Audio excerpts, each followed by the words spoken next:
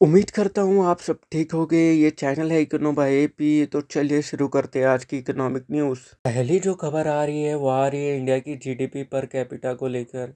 India की GDP per capita double हुई है from fiscal year 2015। Fiscal year 2015 में इंडिया की जीडीपी पर कैपिटा थी ₹86,647, जो कि अब बढ़कर हो गई है 1,72,000 रुपीज़। बट ये न्यूज़ में एक प्रॉब्लम है। इंडिया की जीडीपी पर कैपिटा जो डबल हुई है वो डबल हुई है एट करंट प्राइसेस।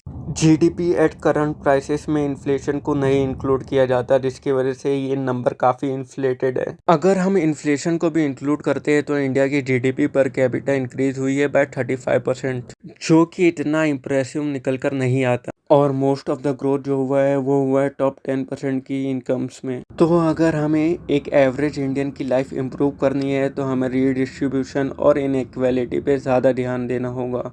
दूसरी जो खबर है वो आ रही है इंडिया की इकोनॉमी की साइज की रैंकिंग को लेकर। इंडिया की करंट जीडीपी का साइज है $3.469 ट्रिलियन, जो कि बनाता है इंडिया को 5th largest economy of the world. और जर्मनी की इकोनॉमी का करंट साइज है $4.03 ट्रिलियन, जो कि बनाती है जर्मनी को 4th largest economy of the world. India जो है ये साल रहने वाला है fastest growing major economy of the world.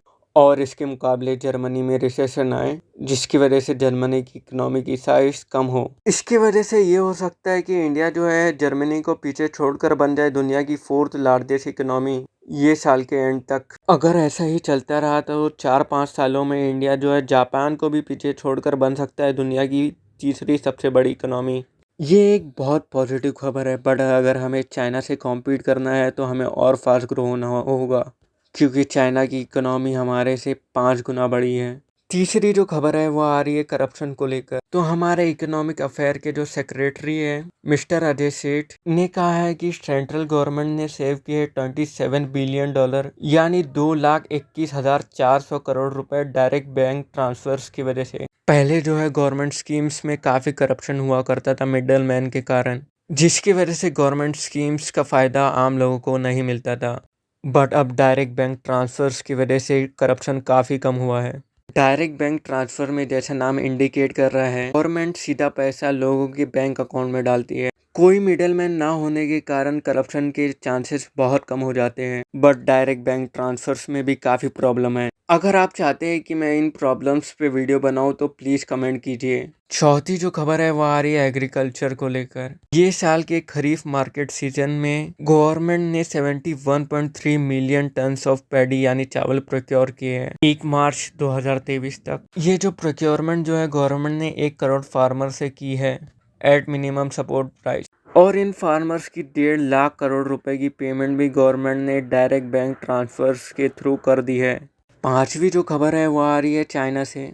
China जो है इस साल यानी 2023 का इकोनॉमिक ग्रोथ टारगेट रखने वाला है 5%। चाइना ने पिछले साल भी उसके इकोनॉमिक ग्रोथ का टारगेट रखा था 5%, बट उसकी जीरो कोविड पॉलिसी और रशिया यूक्रेन वॉर की वजह से उसका इकोनॉमिक ग्रोथ पिछले साल रहा था 3%, जो कि उसका स्लोएस्ट ग्रोथ था पिछले 50 सालों में। छठी जो खबर आ रही है वो आ रही है इंडिया की रूरल इकोनॉमी को लेकर। पिछले कुछ सालों में इंडिया की रूरल इकोनॉमी काफ़ी तेज़ी से ग्रो हुई है, जिसकी वजह से इंडिया की रूरल इकोनॉमी का साइज हो गया है $1 ट्रिलियन।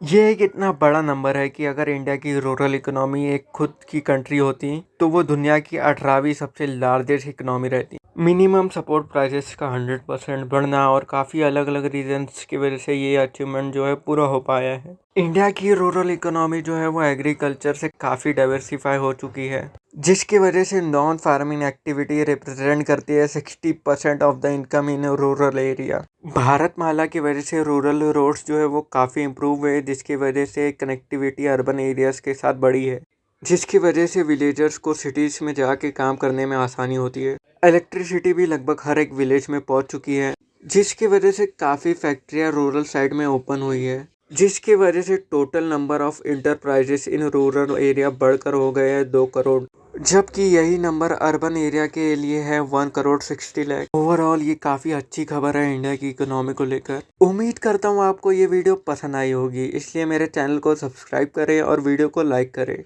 और वीडियो के नीचे कमेंट करना बिल्कुल भी नहीं भूलिएगा, जिसकी वजह से मैं अपनी वीडियो की क्वालिटी इंप्रूव कर पाऊँ।